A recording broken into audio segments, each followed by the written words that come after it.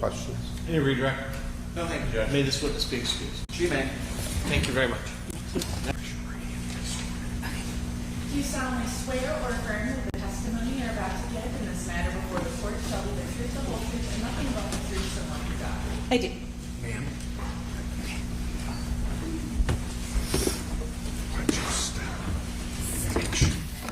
Make sure the chair doesn't move. Yeah.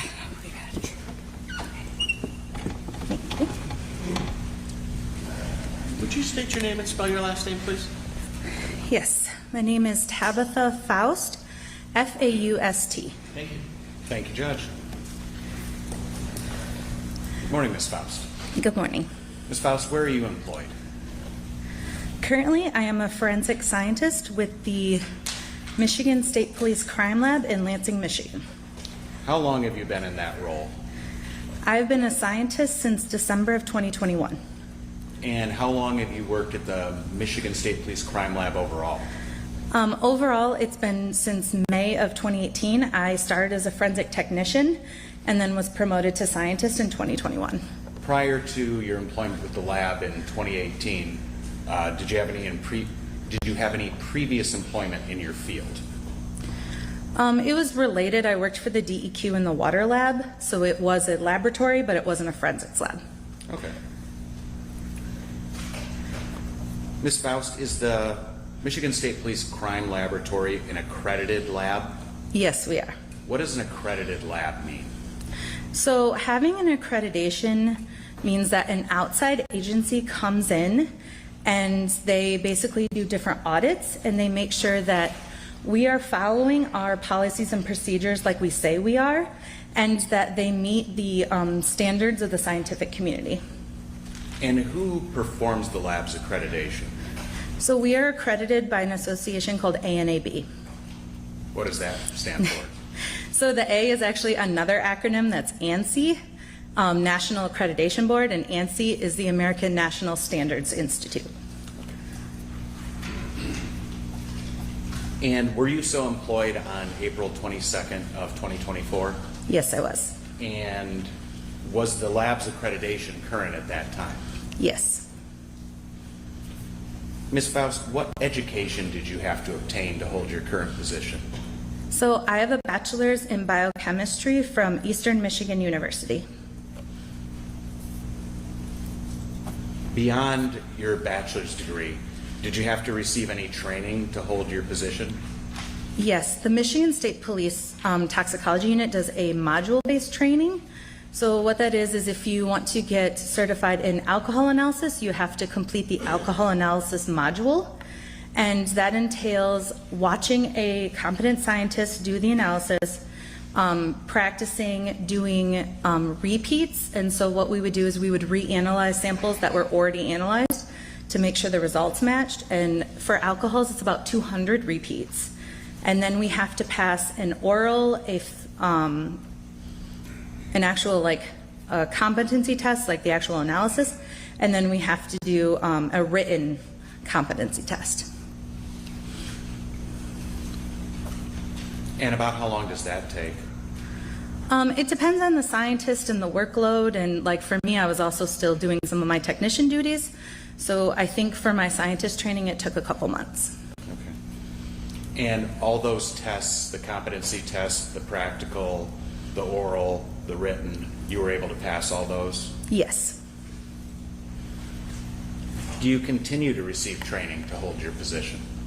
Yes, we're required to get continuing education credits as a scientist. I have to get 7 every 2 years, and that involves going to society meetings. Like, for example, last October, I went to the Society of Forensic Toxicologists meeting in St. Louis. So that's a week-long conference where I went to different lectures and saw different research in the field. So we're required to do that. We're required to read articles. We also have to attend the Borkenstein class for both alcohol and drugs. And how often do you have to attend that class? It's required only once, but we are encouraged, if we are interested in going again to get a refresher, the state will allow us to do that. Have you attended that at least once? Yes, I've attended both the alcohol and the drug workshop once. Other than what you already mentioned about your training to become a forensic toxicologist, Do you receive any specialized training to analyze for the presence of alcohol in blood? Yes, as I said, there's an alcohol module for testing samples, and I completed that. And could you is that the training you already described? Yes, it is.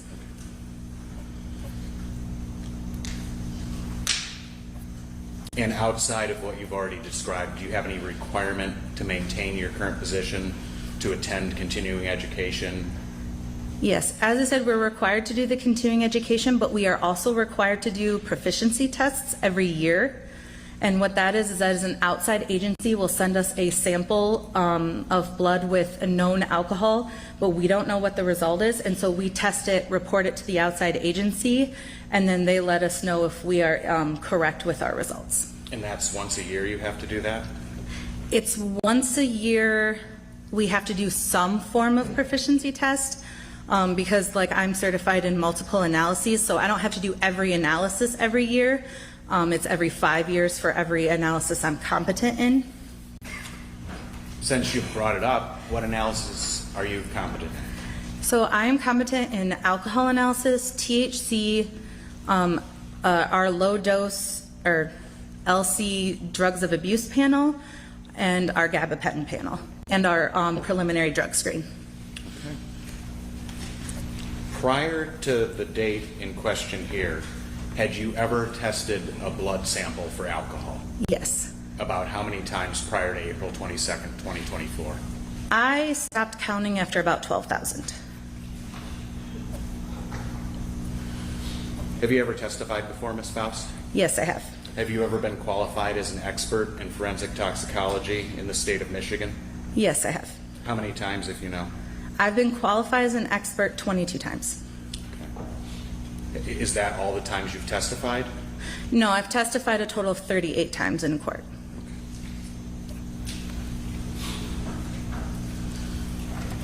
Ms. Faust, I'm going to show you what's been previously marked People's Exhibit 19. Do you recognize this document?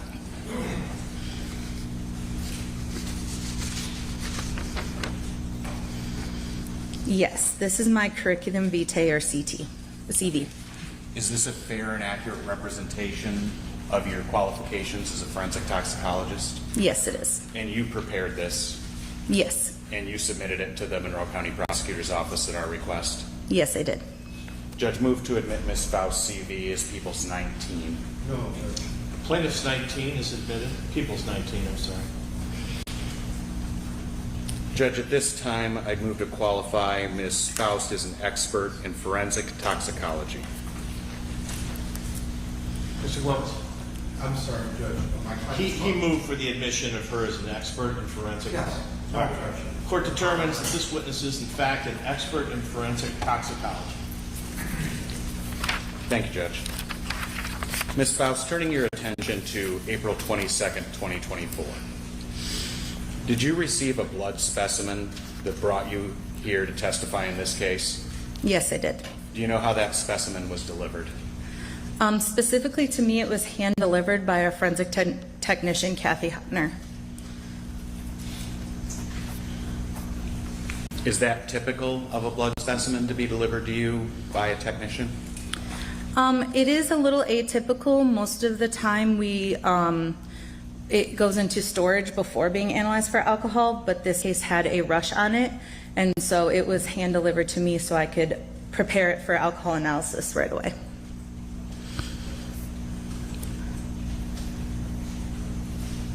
And what was the nature of the specimen you received in this case? Can you clarify? What physically did you get? Yes. So I received 2 gray top tubes with about approximately 9 milliliters of blood in each. Okay. Were those tubes labeled? Yes, they were. And do you recall what name was on the labels? Yes, it was a Marshella Chidester.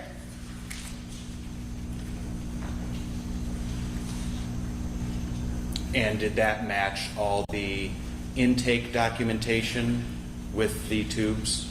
Yes, it did.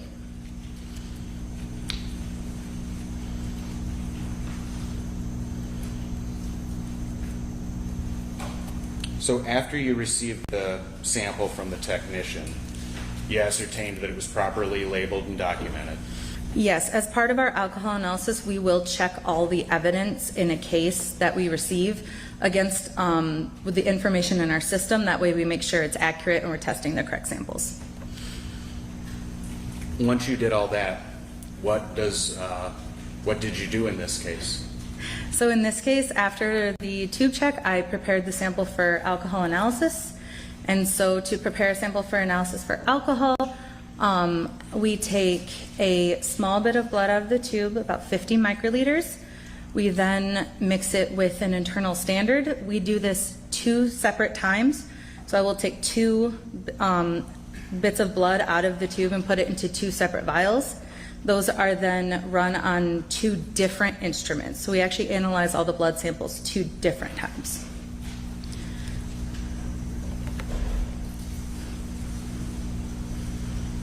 So you're running 2 tests simultaneously on the same sample? Yes, we will prepare the sample for analysis twice because we have what we call GC 19-1 and 19-2, which are 2 separate instruments that we run on. Okay. Those instruments, are those calibrated and tested prior to you running samples? Yes, I prepare a calibration curve with every alcohol batch I run, so it is calibrated every single run. Is there anything else to describe about the method the Michigan State Police Crime Lab uses to test blood? So the method itself is called headspace gas chromatography. And what that is the sample is in the vial is heated and the air above it is what the instrument actually samples. And it's run through a column, which is just a special tubing. That tubing then separates the compounds. We actually look for 4 different alcohols. And then the detector at the end will quantify and tell us how much of each compound is in that sample. And do you have experience using this method? Yes. How much? As I said earlier, thousands. So it's the same method every time? It is the same method every time. And all the experience you've gained with this method, this has all been at the Michigan State Police Crime Lab? Yes. Does the lab have protocols in place for this method? Yes, we do. And what is the protocol for using this method?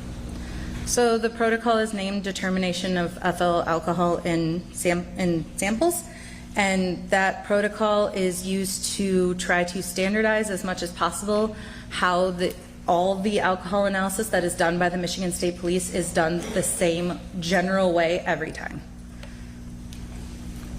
Why do you have that protocol? As I said, it's to standardize how the tests are run. There may be subtle differences between scientists, like if you're left-handed, then you're going to pipette with your left hand. But in general, the method and how the samples are analyzed are the same throughout the entire toxicology unit. And in this specific case, did you follow that protocol? Yes, I did.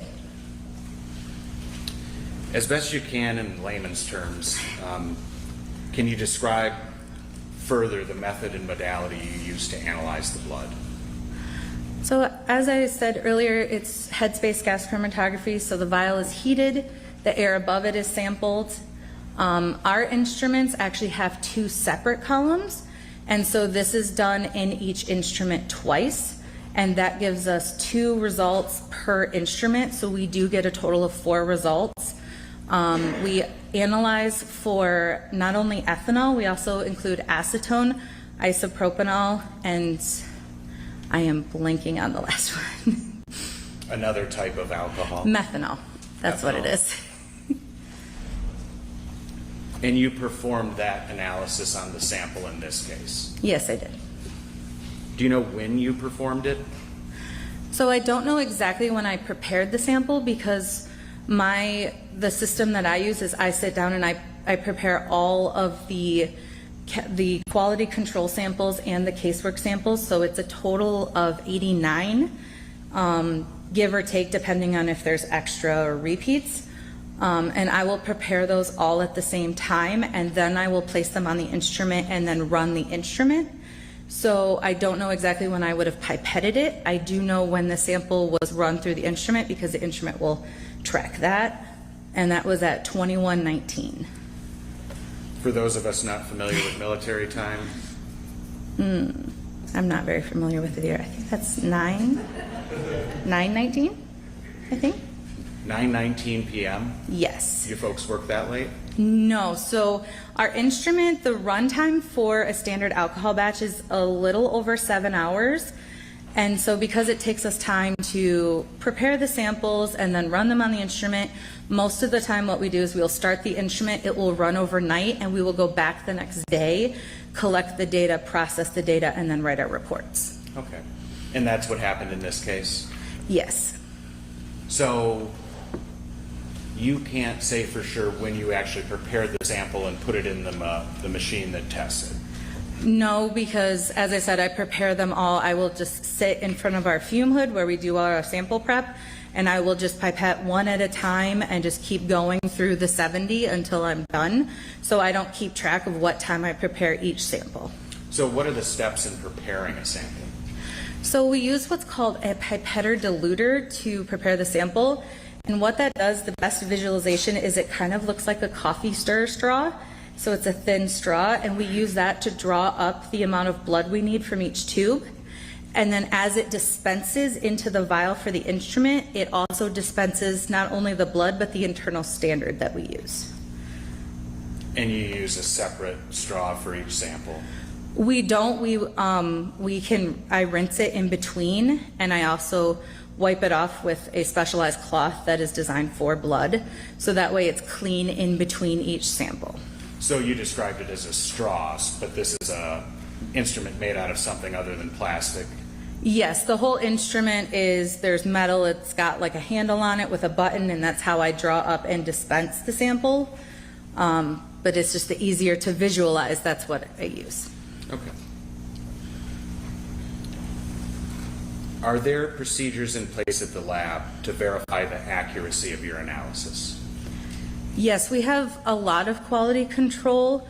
One thing is the calibration curve, like I spoke of earlier, and that is we pipette a known amount of alcohol in different vials that we analyze, and that kind of tells the instrument, okay, a 0.10 alcohol looks like this. And so that's how we calibrate the instrument. We also run known control samples, and what those are known values that we intersperse in between casework to make sure that, okay, if this is supposed to be a 0.3 alcohol, that it comes out to a 0.3. And so that makes sure the instrument is continuing to work throughout the entire run. We also have, as I mentioned, the internal standard. So that is a kind of alcohol that typically is not found in a human body. And we monitor the amount of that throughout the entire run to make sure there is a proper amount and that it doesn't stray with, it doesn't get out of range, because that shows that there was an issue with that sample. And we also have peer reviews. So a supervisor will review my control pack, so make sure that everything is in range. And then even the data for individual cases is reviewed by other scientists before the report is released. All of those quality controls that you just stated, were those all done in this case before you issued a report? Yes. These methods that you've been talking about, are these all accepted by the scientific community at large? Yes, they are. And if they weren't, you probably wouldn't have a lab accreditation, right? It would be difficult, yes. Were you able to obtain a result for the blood alcohol concentration from the sample obtained from the defendant in this case? Yes, I was. Did you prepare a report regarding that result? Yes, I did. If I could just show you this document, Ms. Faust, just take a look at it to see if you recognize it. This has been pre-marked People's 20. Do you recognize that document? Yes, so this is the report I prepared for the alcohol analysis of TX24-5842. And that is the lab case number, for lack of a better term, associated with the defendant in this case. Yes, we assign an independent lab number to all of our cases. And you dated that lab report? Yes, the report was completed on April 23rd. And you signed it at the bottom? Yes. Is there a scientific degree of certainty that the MSP Crime Lab places on the results in issued reports like this one? Yes, we have a measurement of uncertainty that we include with all of our alcohol results. And does this report meet that degree of scientific certainty? Yes, it does. People move to admit people's 20. May I just take a look at what 20 is going to be unplugged and it's not? Sure. Thank you, Judge.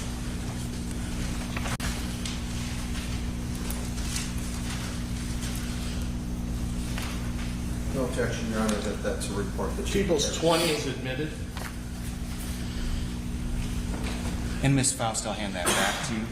If you could just read into the record the results of that report that you obtained from doing a blood alcohol concentration analysis on the defendant's blood.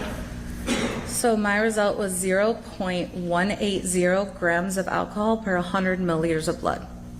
So what folks would commonly refer to as a 0.18. Yes, Do you know what the legal limit for alcohol is in the state of Michigan when operating a motor vehicle? 0.08. Thank you, Ms. Faust.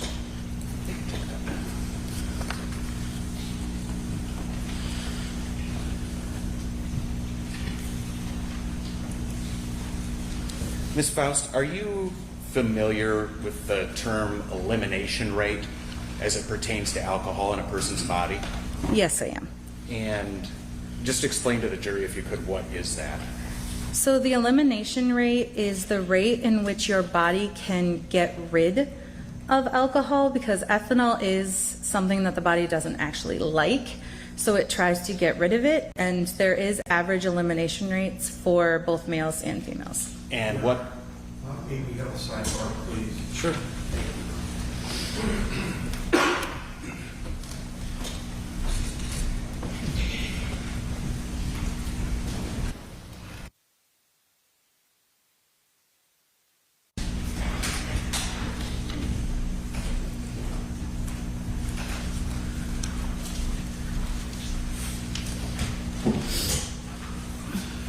So, did you conclude your answer that what elimination rate is in the body?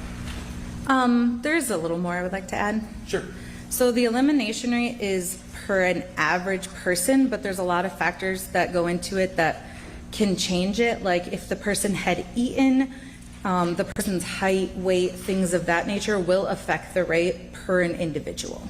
So this is, but there's an accepted number in the scientific community for what an average elimination rate is. Yes, there is an average elimination rate. And there's one for men and one for women. Yes. And Ms. Faust, do you know what the average elimination rate in an adult female is? Yes, that is 0.018 And that's per hour? per hour as the average. But you can't testify specifically to what it would be in this case. I cannot testify to an individual's elimination rate, especially because it could change depending on the day. All right, no further questions for this witness, Judge. Cross.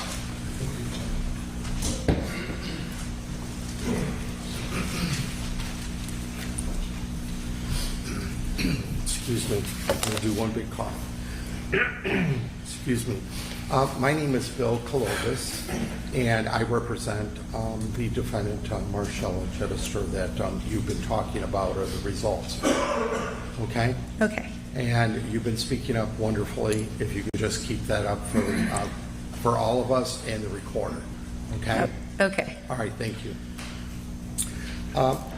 When you were talking about the elimination rate, for whatever reason, it's based upon, and I think you went through this, somebody's height, weight, did they eat, what did they eat, how long ago did they eat, and things like that, correct? Correct. There are many factors that go into it. All right, and to say a number would be almost, well, you would be guessing on a certain individual, right? Unless you took that all into consideration and figured out the best you could. As I stated, it's just an average that for an adult female. So it's just an average of many people over many studies. It could be somebody, weighing 200 pounds, somebody weighing 90 pounds, and they're just taking an average, correct? Correct. Okay. Somebody that ate, somebody didn't eat. taking an average, right? Correct. Okay, thank you.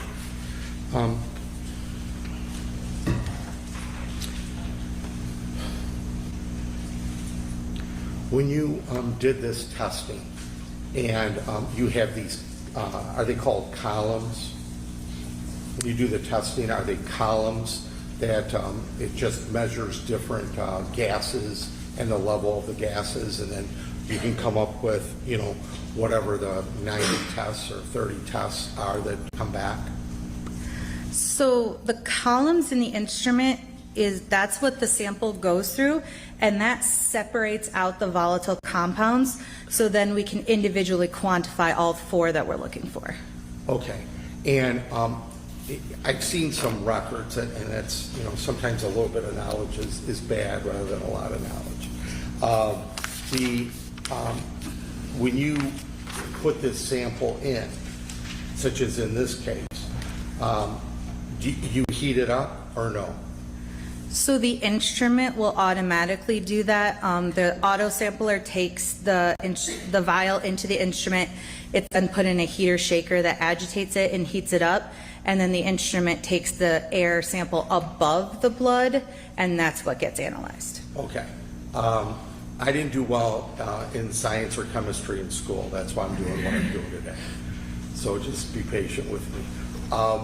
When it's heated up automatically, or however this instrument works, the gases go up, and as it's collected at different levels, then that's the different gas it is and how strong it is or how concentrated, or am I wrong? So the air sample above, because it's being agitated, is very, everything's mixed together evenly. It's when it goes through the column that because all these compounds weigh different things, and they have a different likeness for that special tubing I was talking about, and so they tend to go through the detector at different times. And so we know that ethanol comes out at this time and methanol comes out at this time, and so we measure what the detector picks up. And so what the detector will do is, if it has these compounds, it will make an actual graph that looks like a peak. And that's what we then measure to find out how much of that compound is there. All right, thank you. I'm learning. Thank you. All right. So I want to just show you, I'll show the quiet for a moment.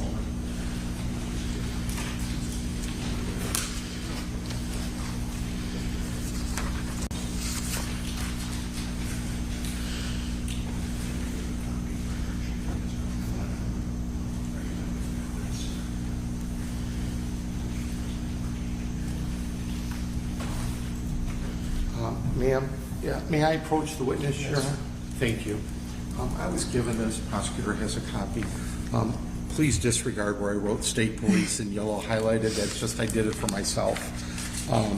But what it shows, and if you have a copy of this, is what? All right. Oh, you got a nice little booklet. All right. Is this an exhibit? No, it's not an exhibit Not yet. marked. It's not, no, it's not yet. So what is the title of this so that we can identify it for the record? What would you call this that it has? So those are the chromatograms from the instruments. Chromatogram. Okay. I'm learning, Judge. All right. Chromatograms. All right. What?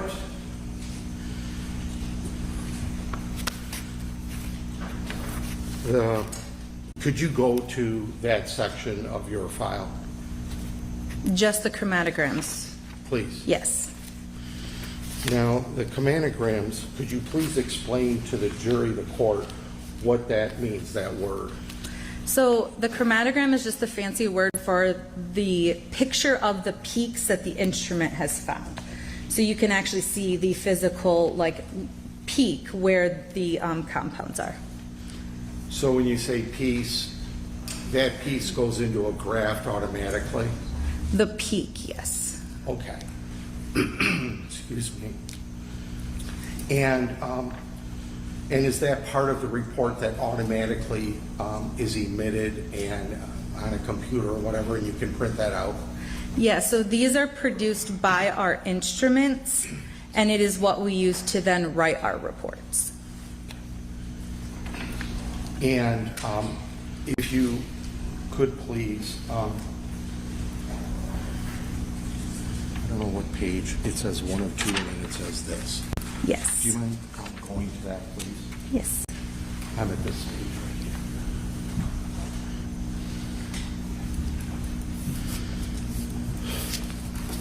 Now, these are the compounds that are emitted in the columns. Is that correct? So these are the readings from the detector after the column has separated the sample into its different compounds. So the column gets heated automatically, and when it's heated, compounds come up, and then they get emitted, and then they're put eventually into a graph. Am I correct? Yeah, so the graph is just a picture representation of what the detector picked up after the column has separated the sample into its different components. And that's automatically done, correct? Yes, that is done by the instrument and the processing software that we use. And through the software and the instrument, these graphs are determined, correct? Yes, they are produced by the instrument. We do process the data and make sure that everything worked correctly and that the processing method did what it was supposed to do. And what you do is, because it takes so long for the instrument to do this, sometimes you'll set it up and it takes overnight for it to run all these compound tests or whatever whatever it's called that it does.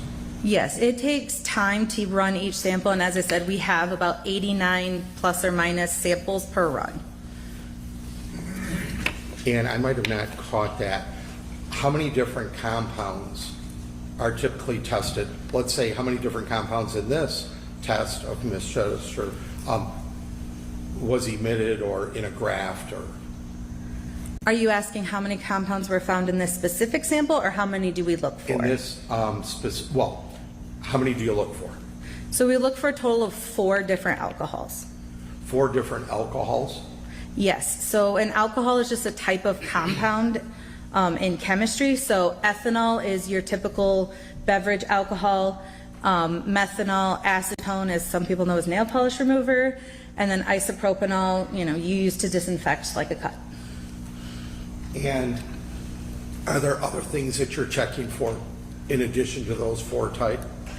The only other thing we're looking for is N-propanol, which is our internal standard, and we expect that to be in every sample. And you said there's 4 different types of alcohol. I wasn't writing it down. What is one of them? Can you name one? Ethanol. Okay, and is that okay to be in your system, ethanol?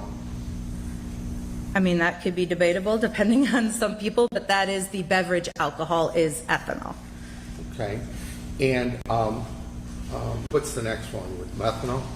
Methanol is another alcohol we look for.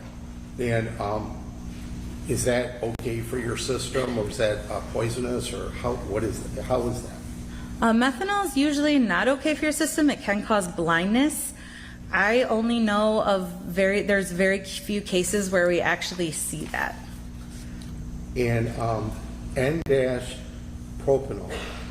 That is the internal standard that should never be ingested by a person, and it I think maybe 2 cases I know of since I've been there that we've actually found it. So that is the internal standard we use to check to make sure the instrument is running correctly. All right, then you're going to have to help me out. Isopropanol. So isopropanol, you can buy it in a drugstore. It's used as a disinfectant. And acetone? Yes, acetone is a nail polish remover, or sometimes you may find in a diabetic, especially if they're having issues. So that is why we look for that one. And is it just, is acetone, I'm just trying to understand a little bit more. Is that good to be in your system, acetone? I don't believe it's ideal. I don't think it's necessarily poisonous at low or trace levels, but it's not ideal. Can it have effects depending on the amount of duration and exposure? I would imagine so, yes. Is it sometimes concentrated amount used as a solvent, Yes, used in industries as a yes. solvent?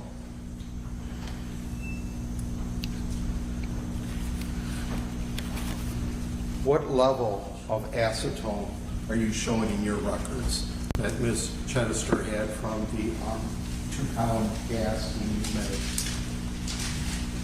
So, let me check my notes. I found it was below our calibration curve, so it was not a reportable acetone, but I did find 0.002, so it was a very trace amount of acetone in this sample. Okay, well, do you have this record that shows acetone? Yes, I do. So that is a picture of the acetone peak blown up, so you can see details of the peak more, but the measurement is on page 1, and that's where it shows that it is a very small amount. What number is down below when the peak started? So those numbers are actually time. Okay, and then the number up on top of the peak. That is the exact retention time, so the time that the detector knows that that is acetone because it came out at that specific time. And that confirms it's acetone, right? Yes. And acetone can, it can develop how with blood? What would cause acetone to start going up in someone's system? So as I said, sometimes we'll find it in diabetics. Sometimes some people will actually have ingested it. I know of one case that was an unfortunate attempted suicide where we found acetone at higher levels. But I said this level is way below our reportable levels, so it's very trace. But it is reported on this sheet at least, right? It's showing. It's listed on there because the detector found some, but it's not on the report because it was not reportable. Now, acetone, if blood is fermented, is acetone developed? Do you agree? I don't know of fermentation causing acetone. Have you ever studied that area? I have not. You would have nothing to disagree if an expert or somebody came in and said that acetone will cause is a result of fermentation of the blood. I know fermentation can cause ethanol. I don't know of fermentation causing acetone. But you've never studied that area, correct? Not of fermentation causing acetone, but I have studied fermentation causing ethanol. But in effect, you have no comment with regard to it causing higher. Is that correct? You didn't study it. Acetone specifically, I'm no. sorry, acetone. You didn't study it, you said, correct? No. Okay, so you really can't make a statement one way or another. You're being honest about it, correct? Correct.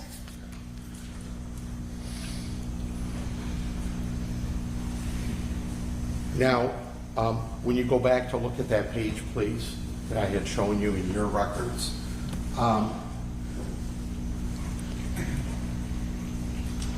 it's pretty high up there, don't you agree?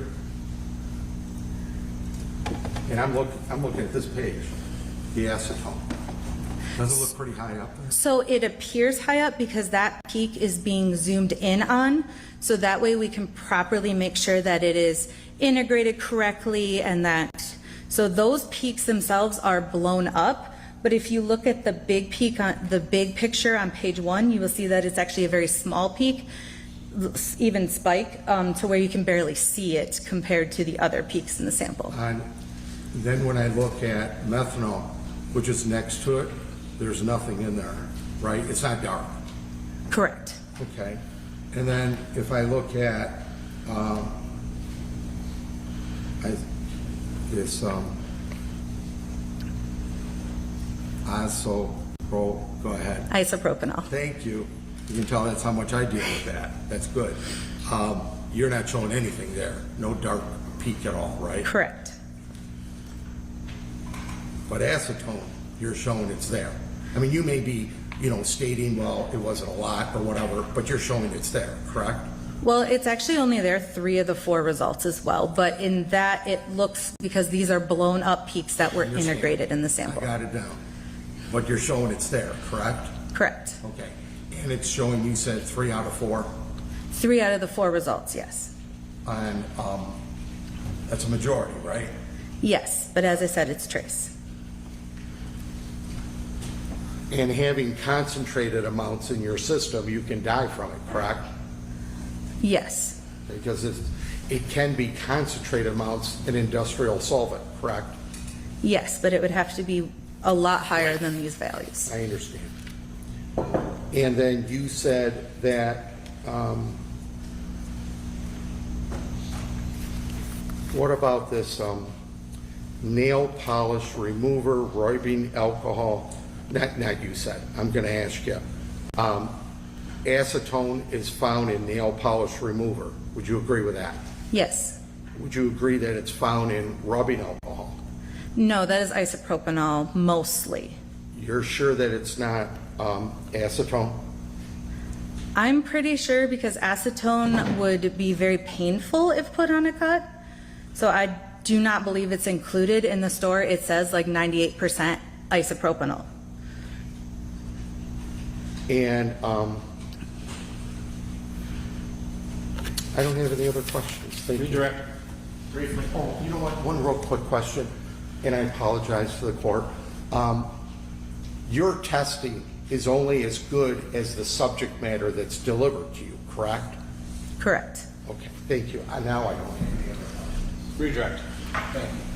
Well, I'll start where he finished. Was there anything about this sample when you first got it that appeared abnormal? No, it did not. Okay. It appeared as every other sample you've tested? Yes. So, just to clarify, these tests on these blood samples, they're run 4 times. So they're run 2 separate columns and 2 separate instruments, so we end up with 4 results. Okay. The 4 results in this case, were they congruent? Were they similar? Yes, part of our quality control is that all 4 results have to meet within a certain percentage of the average, otherwise the sample is repeated. Okay.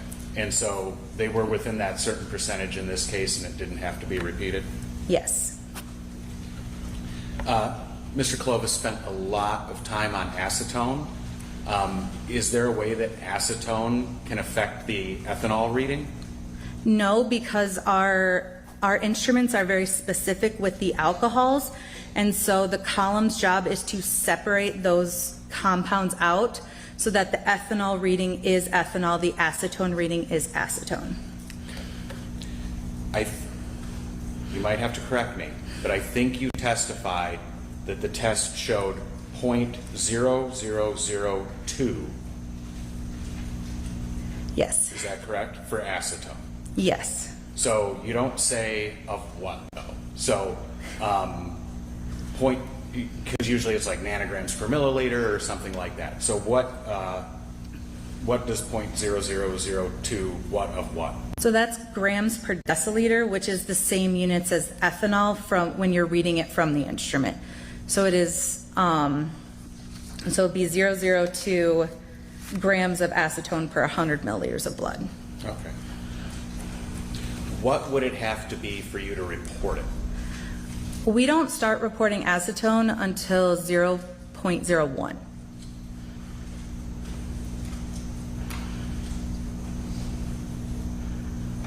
And I can't do the math on how many times that would have to go up then.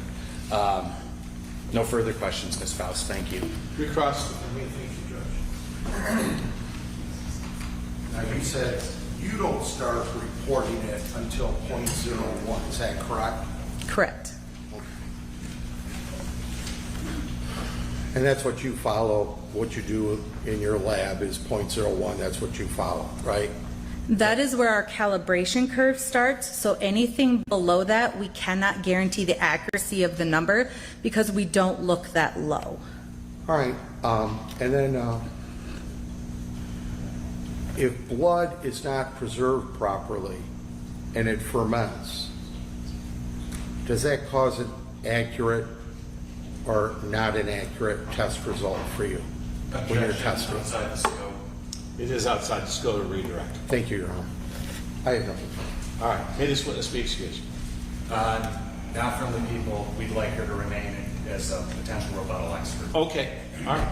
You're done for now, but you're not off the hook. Okay.